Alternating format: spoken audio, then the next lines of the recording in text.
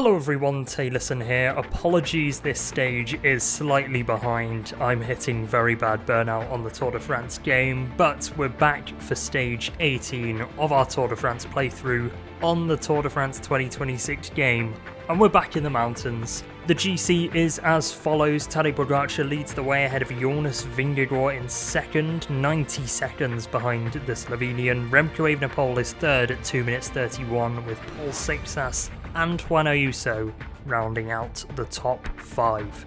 But that is sure to change today as we head towards Orcières Merlette, a climb that has been used in 2020 before, with Pogacar taking the stage win there. Can he double up on this medium mountain stage and set a marker down for the rest of the mountain stages in this Tour de France? We'll find out in 192 kilometers time. Hello everyone. The Tour is gradually nearing the heart of the Alps, and the key stage is in the quest for the yellow jersey. The contenders for the overall classification can battle it out today in the final climb towards Orcières Merlette. A short but steep climb, which, in the absence of other major mountain passes in this stage, could provide a chance to win for any climbers who aren't or are no longer aiming to win the overall classification.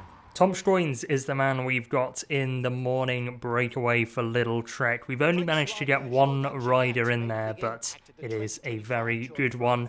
And he could come into his own a bit here on what is a medium mountain stage. So the mountain climbers like Valentin Paret-Peintre, Michael Storer, Jan Uijtenbrooks, Tom Pidcock, etc.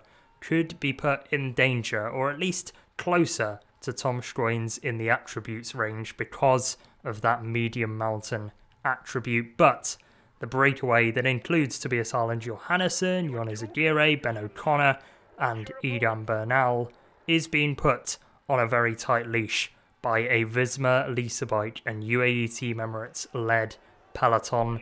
Visma clearly want the stage with Jonas Vingegaard. UAE want to see the yellow jersey of Tadej Pogacar claim another stage win like he did in 2020 up this climb, pipping Primož Roglič to the line in a time where Primož Roglič probably didn't know what Tadej Pogacar was capable of. Does this breakaway know what we're capable of though in the sprint towards the line? We're trying to take points for Matthias Skjelmose to pretty much seal the King of the Mountains today, and we cross the line in first place at the first climb. One down and only a few to go until Skjelmose is officially crowned King of the Mountains winner. Next climb then, and in all honesty I could give these away to the breakaway if I wanted to, because Skjelmose is almost uncatchable at this point. But I'm going to try and win the climbs anyway, purely for my own entertainment. We've got Stroins now in a second group. He couldn't keep up with the offensive attacks of Pidcock, Bernal among others, so we've decided to sort of tone it back a little bit and sit in this second group, which means I think they're too far ahead for us to actually sprint for this King of the Mountains point. We're going to give it a go in the sprint anyway, just to try and drag this group a little bit closer to the front so we can try and bridge across. Paret-Peintre is going with us, but Pidcock goes over the top of that climb first. We need this breakaway to stick together because the gap is now heading upwards, and we need that to head upwards with all 14 of us in the group.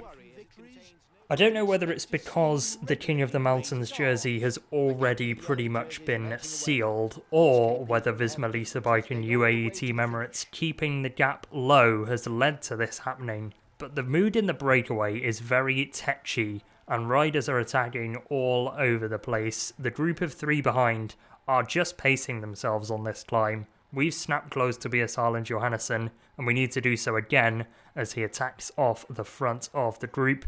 We have done, and we're just trying to be the peacemaker in this group, but everybody, as you can see, is just attacking one another with 75 kilometers of the stage to go. The gap is only 3 minutes and 50 seconds, so we need to be careful because this breakaway is not going to go all the way if we just constantly attack each other throughout the rest of this stage. We're being leaned on to close this down, and if you're leaning on one of the worst climbers in the group, then something is clearly wrong. But we're not going to be able to get this one back. Gregoire is up front, but has been dropped now from the leading duo at the head of the race. Tom Pidcock is leading the way as Tobias Harland-Johannesson leads the chasing group, which is now him, Gregoire, and us over the top of the climb. It looks like we're not going to get to Lennart Van Eetvelt. We're going to give it a sprint anyway, but Tom Pidcock goes over the top in first with Van Eetvelt second. It's proving to be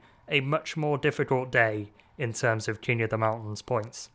So why not get some redemption at the intermediate sprint? 47 kilometres of the stage remain, and the gap is still under 4 minutes, so I'm not sure whether this breakaway is going to get to the line. It's a bit 50-50, I think, at this point, but approaching the intermediate sprint, if we work together, we can get to the finish, and that means not going for the intermediate sprint, but we will go for it with Tom Schoens, just because, once again, we need every point that we can get in that classification, even if Mads Pedersen is sat in the peloton. As long as we can keep the climbers away from green jersey points, then we are doing a good job, because all of a sudden, our problem is the likes of Tadej Pogacar for the green jersey. I think Pedersen could still win it, but he needs a good result in Montmartre, and we need to take points off Pogacar in stages like this one, where the breakaway goes all the way, because I don't think I can beat him with AYUSO. But here we go for the sprint then. We've gone early with Schoens. Gregoire comes through on the right-hand side using the slipstream. We get behind the rear wheel of the French national champion, and we get to the line in first place with Schoens. Penultimate climb, and I've decided it's the time to turn the screw. Tom Schoens loves a difficult stage that really saps the legs, and we're going to do the whittling down process on this penultimate climb, because with 20 kilometres to go, 2 minutes and 42 seconds is the gap, and I've been monitoring this gap all stage long, and I cannot tell you whether the breakaway will win or whether the yellow jersey group will take the honours, but it could be Jonas Vingegaard attacking away from Tadej Pogacar to take more seconds on him. By the way Visma have paced this one down, he certainly feels good today. We feel good with Tom Schoens coming to the front of this group, and we're under 1 kilometre to go now, looking behind us and waiting for the first attack to be launched, and it is Johannesson on the right hand side. We're going to attack past him though, and I think we've got more than enough energy to take this one to the line. The whittling down process wasn't too great, but we've got plenty of energy.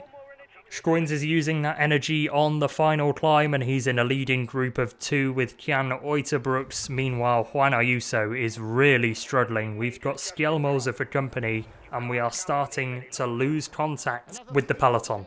We've had around 5 of the 7 kilometres of Orcières Merlette, 6.5% average, and Tom Schoens and Jan Uijtdebroeks still cannot be split, but Visma Lease-A-Bike have come to the front of the peloton to put on this last pace before Jonas Vingegaard inevitably makes a move. Seixas sees that coming and decides to anticipate. He's going to go first with the attack. The white jersey for Decathlon CMA CGM launches things in the yellow jersey group, and there's a little bit of a gap to the rear wheel of Pogacar, but Pogacar closes it and then says, "Thank you very much for the draft, lads. I'm going off on my own in search of the stage win and in search of more time on Jonas Vingegaard." Pogacar then has a gap on Vingegaard and Seixas, that might have been his own downfall, increasing the pace at the front of that group, but Schoens has now dropped Uijtdebroeks and is hitting out for glory on his own. It's now an individual time trial between Schoens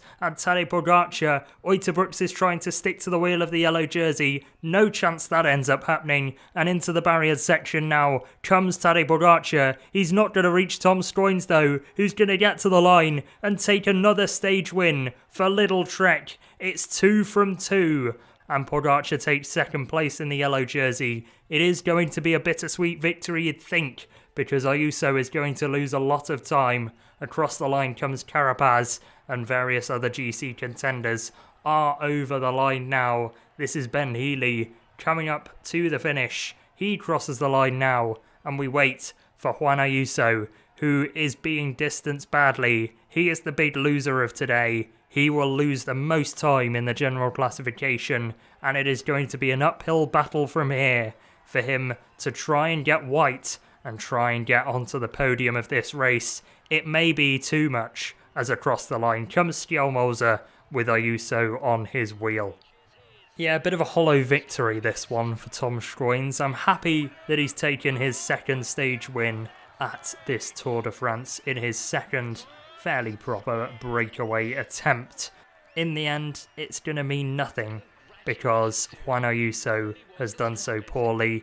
In the mountains, he really suffered from that bad day today, and the fact that the stage was on throughout. I mean, Visma and UAE's pace on the flat did him no favours whatsoever. Tadej Pogacar retains the yellow jersey and takes some more time on Jonas Vingegaard. But here are the stage results. Schoens wins it, 25 seconds clear of Tadej Pogacar in second. Jonas Vingegaard takes third, 5 seconds behind the Slovenian, with Seixas a further 5 down on Vingegaard. Evenepoel 10 seconds behind Seixas, followed by Healy in 6th, Uiterbroeks in 7th, Carapaz in 8th, and AYUSO in 17th. 3 minutes and 40 seconds was what we lost to Schoens. 3 minutes and 15 on Tadej Pogacar, but that means the yellow jersey looks like this. Pogacar leads the way, 1 minute 33 ahead of Jonas Vingegaard. Remco Evenepoel limits his losses to Paul Seixas today and will have to do the same in the coming mountain stages. Seixas 4th and now has a big gap on Juan AYUSO. Over 3 minutes is what we've got to close in these final 2 mountain stages, but I'm up for the challenge, and a better day for Juan AYUSO should mean that we can do some damage. But that will be in the next episode.